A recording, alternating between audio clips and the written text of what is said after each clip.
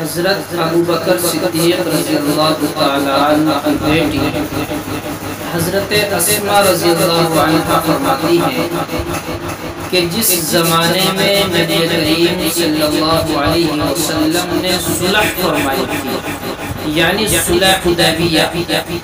اسی زمانے میں میری والدہ اپنے والد حارث بن مدرک کے ساتھ مجھ سے ملنے کے لیے آئی، تو میں نے نبی کریم صلی اللہ علیہ وسلم سے اس بارے میں گفتگو کی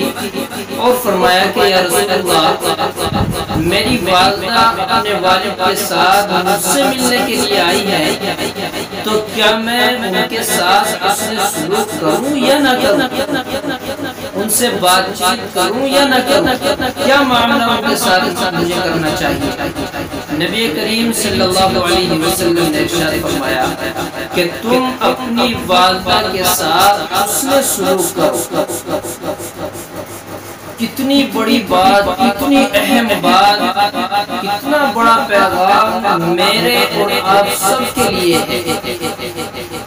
کہ ابو بکر کی بیٹی نے نبی کریم صلی اللہ علیہ وسلم سے اپنے مشرک والدہ کے بارے میں اپنی والدہ ایمان میں داخل نہیں ہوئی تھی اس وقت، تو یہ حضرت ابو بکر صدیق رضی اللہ تعالیٰ کی بیٹی ہیں، حضرت عائشہ رضی اللہ تعالیٰ عنہ کی باپ شریک بہن ہے، تو حسن سلوک کا معاملہ فرمایا۔ حضرت اسماء رضی اللہ عنہ کی ماں کا نام قیلہ تھا، تو ملنے کے لیے آئی ہے، حسن سلوک کا معاملہ دیکھیے، تو حضرت اسماء رضی اللہ عنہ نے ان کے ساتھ حسن سلوک کا معاملہ فرمایا۔ اس سے ہمیں یہ بات بعینہ معلوم ہوتی ہے، میرے اور آپ سب کے اوپر یہ فرض ہوتا ہے کہ ہمارے والدین، رشتہ دار، محل پڑوس والے اگرچہ مشرک ہوں، کافر ہوں، غیر ایمان والے، کسی بھی مذہب کے رہنے والے ہوں، ہمیں ان کے ساتھ ہر حال میں حسن سلوک کرنا چاہیے۔ کتنی بڑی بات، کتنی اہم بات ہم سب کے لیے ہے۔ اللہ تعالیٰ مجھے بھی آپ کو بھی سمجھ عطا فرمائے، اور خاص کر محلے والوں کے ساتھ،